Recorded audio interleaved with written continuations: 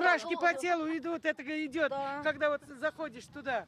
С такими ощущениями в Болгар приехала делегация из Ульяновской области. Их село Татарский Сайман когда-то основали именно выходцы из нашего древнего города. И теперь саймановцы каждый год приезжают на родину предков. Душа, ощущение, как будто вот, не знаю, не могу объяснить, так радостно, все хорошо. А это один из самых дальних гостей праздника. Миназим Мифтахудинов приехал из Якутии. Очень рад, что чтят память наших предков. В этом году к паломникам присоединились и участники Казан-саммита. Это благодать, место, где приняли ислам, место, где захоронен сподвижник пророка Мухаммада, саллаллаху алейхи вассалям. Всего на торжества съехались более 40 тысяч человек. Форум торжественно открыли. Гостей поприветствовали руководители республики и духовенства. Я хотел бы поблагодарить всех вас за ваше участие в сегодняшнем празднике, пожелать здоровья, мира всем.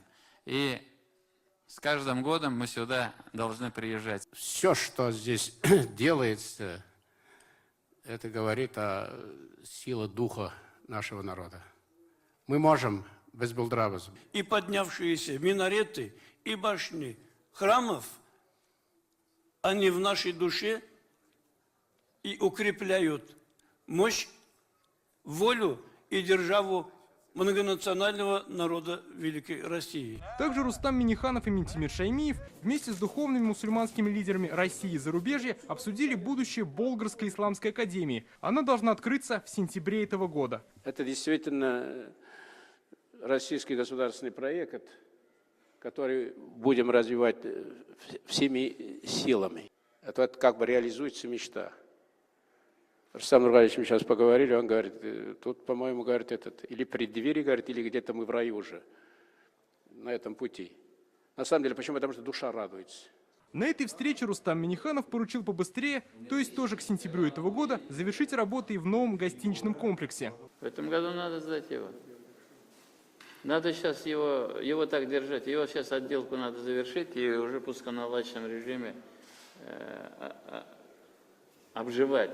А благоустройстве эти вещи там добьем. Также в Болгаре через 2 года должна появиться целая музейная улица. Обо всех обычаях этого края будут рассказывать 20 музейных комплексов. И хлеб, соль, доченька, угощай наших гостей дорогих.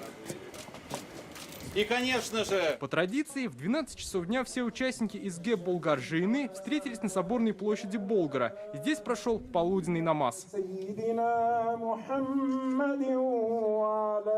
После намаза гости праздника остались просто погулять по Святой Земле, предопределивший духовный облик современного Татарстана и всей России. Дмитрий Аинин, Марат Зайдуллин, ТНВ, Болгар.